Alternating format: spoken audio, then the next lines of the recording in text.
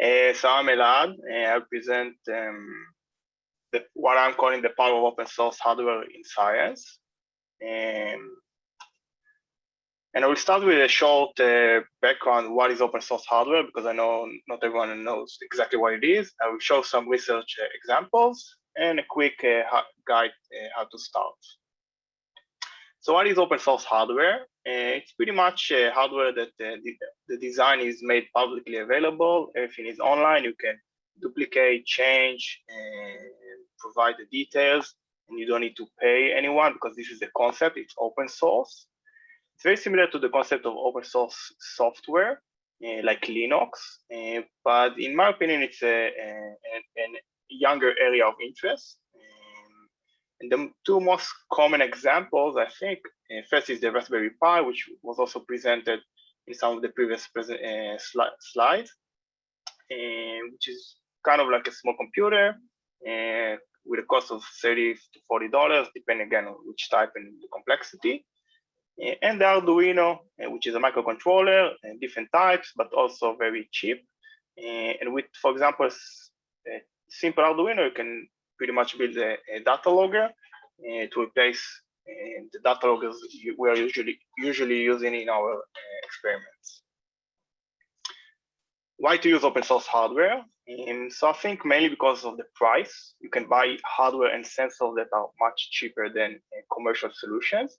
And the modularity. You can design your own specific system according to your own specific experimental needs, and not buy like off-the-shelf product, which you cannot really change according to what you need. And if you have a lower cost of sensors, and as a rule of thumb, I will say lower cost, I mean at least one order of magnitude lower than the commercial sensors we are usually buying.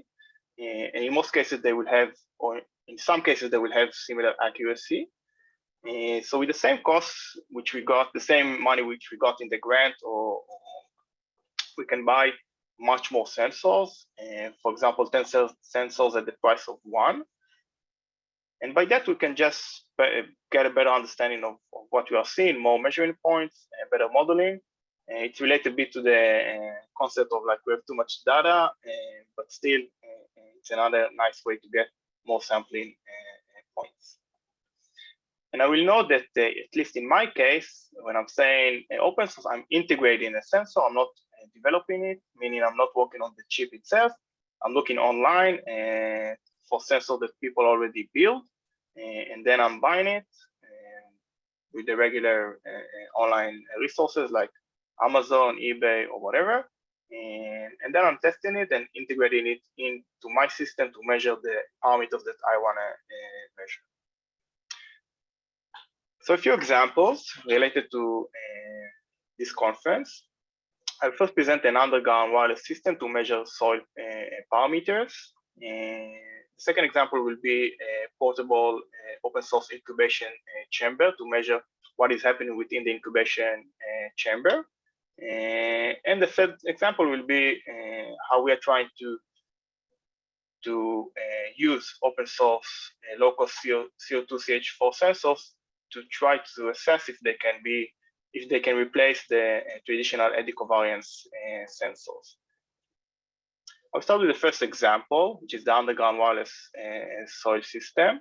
In this case, we build what we call an underground node. Here we have the microcontroller and the wireless communication, which here it's the LoRa protocol. It's quite a new wireless communication protocol. And everything very cheap. You can see it here. We bought it. Every component here is roughly between $10 to $20, $30 max. And this system is connected to oxygen sensors and soil moisture sensors with cables, but the cables are only underground, so no cables above ground, which in our experiments, it's a big issue because of the machinery the farmers are using. And all of this data is being transmitted to a above ground hub, which is also is combined from open source hardware, which is here, and like the SD card, and everything is being logged. And by that, we can actually get the data from the soil without cables above ground, which again, it's a big problem when you're doing agricultural research. And each sensor, these are the data set we are getting, and the soil moisture at different depths. Here it's a few months. And the oxygen at different levels in the ground, below, near the root zone, between the rows. You can really try to assess what is happening in the soil with more points per tree at a lower cost. The second example is incubation chambers. Here we are putting soil, doing the regular incubation experiments for nitrification, denitrification in our case. But we are inside the chamber putting oxygen sensor, CO2 sensor, CH4, temperature, relative humidity, and pressure. And we're closing the chamber and then starting the incubation experiment. And until now, we just usually we are coming, taking samples with a syringe, and then seeing what are the gases within the chamber. But now we can really see in real time the oxygen buildup within the chamber, and the CO2 buildup, and so on.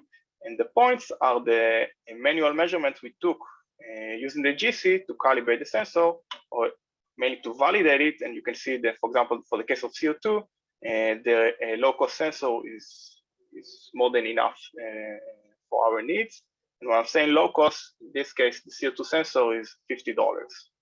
And we also can see within the chamber what are the temperature, relative humidity, and pressure. For example, if there is a pressure buildup due to the microbial activity. And we can really see in real time what is happening, and not just by manual sampling.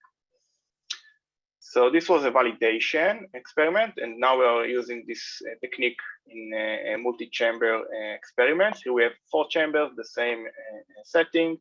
We also added an LCD screen that the user can see it live while he's doing the experiment.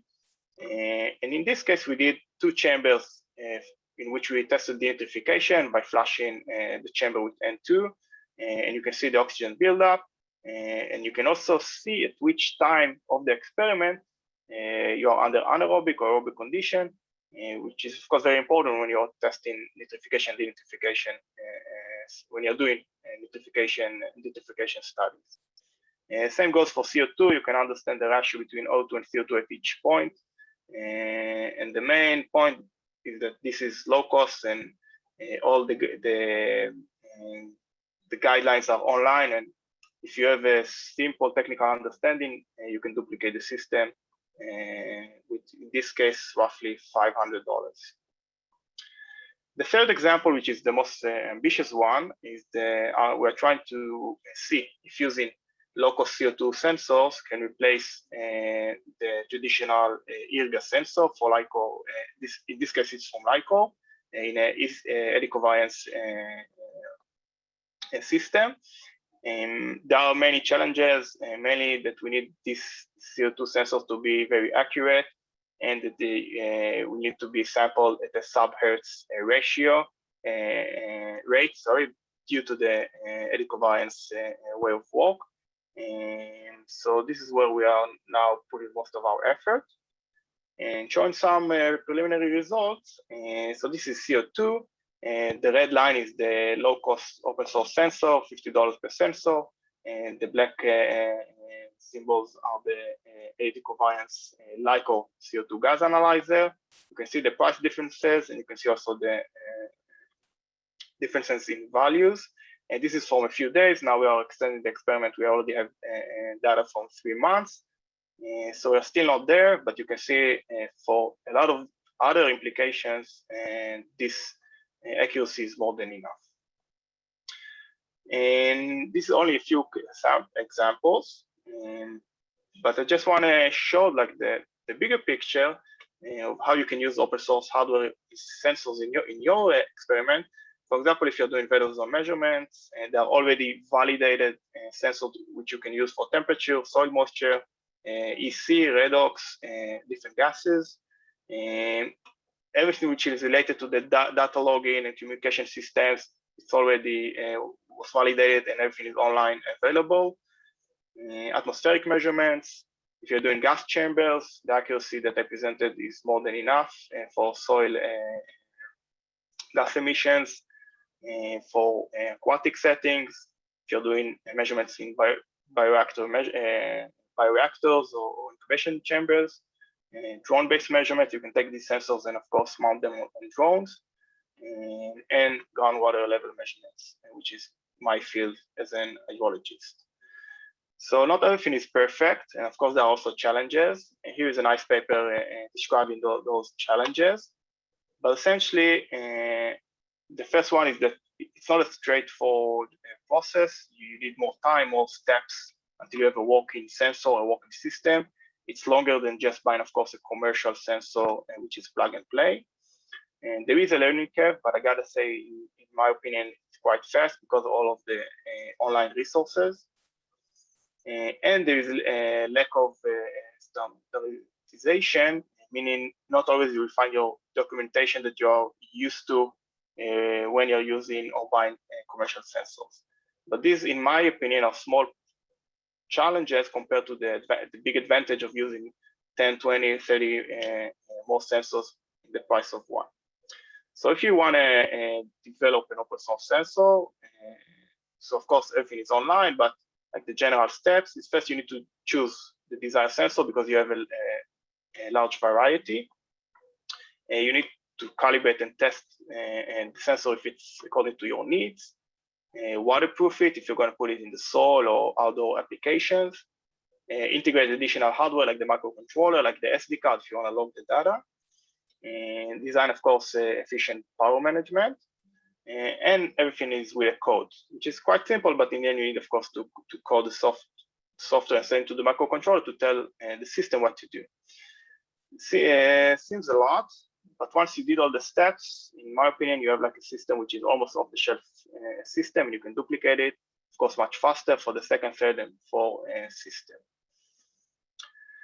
And I will summarize the main points is that if you're using open source hardware, you can move from one measurement point to 10 and more. And you don't need to be an electrical engineer if it is online.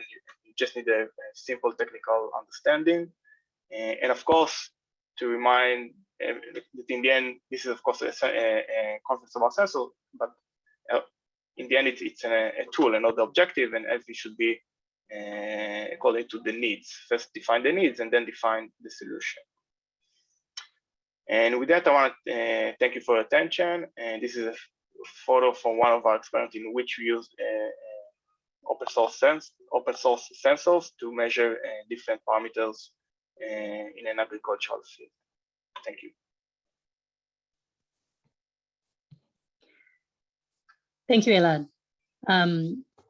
So I encourage everyone to add your questions to the chat window here. So we have a question. Interested in the CO2 data from the $50 versus the 15,000 sensor elecovariance. There were periods of notable divergence. Do you know why? Causes, is it temperature? Yeah, so that's a good question. There are different types of, let's say, calibration you can do to improve the accuracy. First is temperature, relative humidity. It's in the end depending on the type of sensor. In this case, temperature is the main cause, then relative humidity. There's a very small calibration needed to do for pressure, but this is pretty much it. Like, yeah.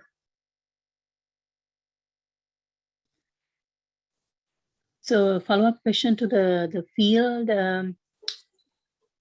Inserted the sensors you showed in the diagram. So how, so because these are not commercial ones, right? The ones you build. How stable are these and how resistant are these to, damage and, how consistent, I guess, are these sensors? So there isn't one absolute answer because you have so many options to choose from, even for, let's say, temperature and relative humidity sensors. You have so many options and they are emerging in a monthly basis. Like every month you have new sensors because the community, the main driver is not the academia, it's like what it's called like the maker community. You need to pick one and just test it. Sometimes you will get sensors that are not stable. I mean a type, but once you have the right model, you can buy more of them, and usually they will be the same.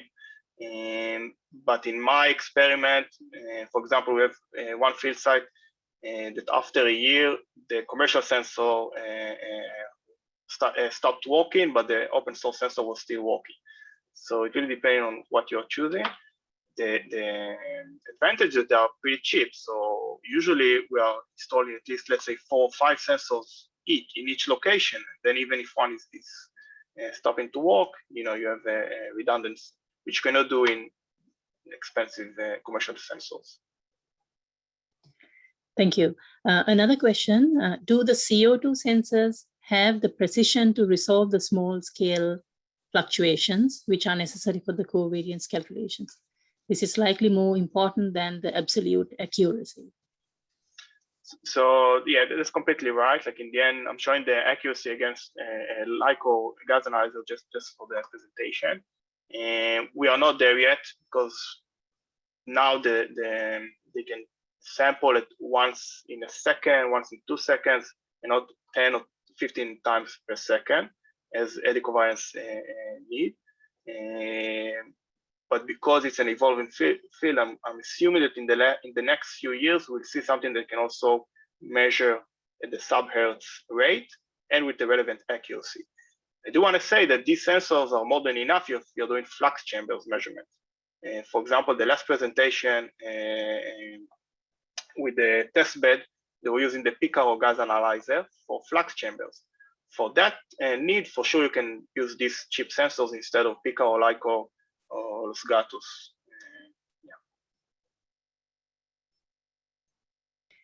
So there's another question that's asking about the time period between sensor measurements. Probably the frequency. Yeah, so I'm assuming it's related to what I answered before, but depending on the sensor, in CO2 sensors, we are roughly the minimum, or let's say the maximum is once per second, not a sub-hertz rate. Temperature relative humidity, you can go lower, and really depends on the type of sensors.